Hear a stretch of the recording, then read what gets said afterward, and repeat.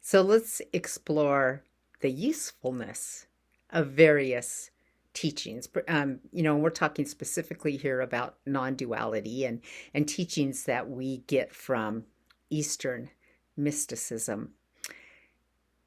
Freedom from suffering, which is what I've been ranting about in the last few videos, is just simply not useful.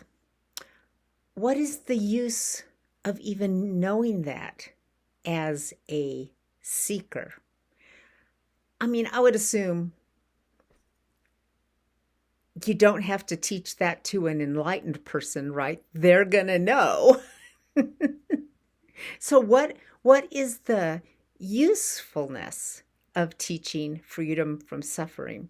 Now, again, honestly, I have to say that when I hang out around lots of spiritual seekers, I am amazed at the level of suffering that people create in themselves.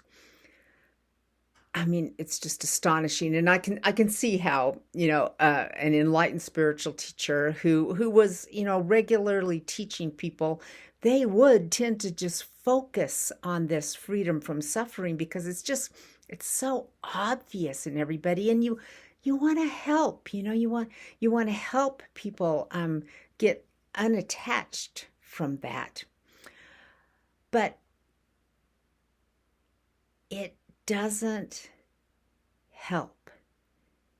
And I think really it's kind of semantics a lot too, because it's not really freedom from suffering that we're looking for. It's freedom from confusion, because it's the confusion that causes this particular type of suffering.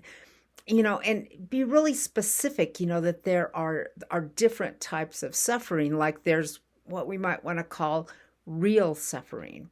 Somebody that you love dies and you're missing them, or you're facing, your own illness and you have a lot of pain. Or, I mean, golly, the state of the world. I mean, if you care about other people, you are going to feel pain and anxiety, and particularly because so much is going on and there's the feeling that there's so little that we can do.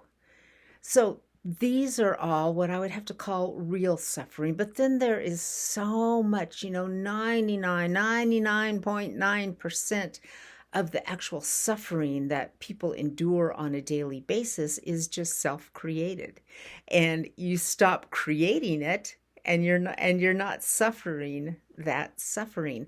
So it's really much more useful to talk about freedom from confusion, because it's the confusion that confuses us.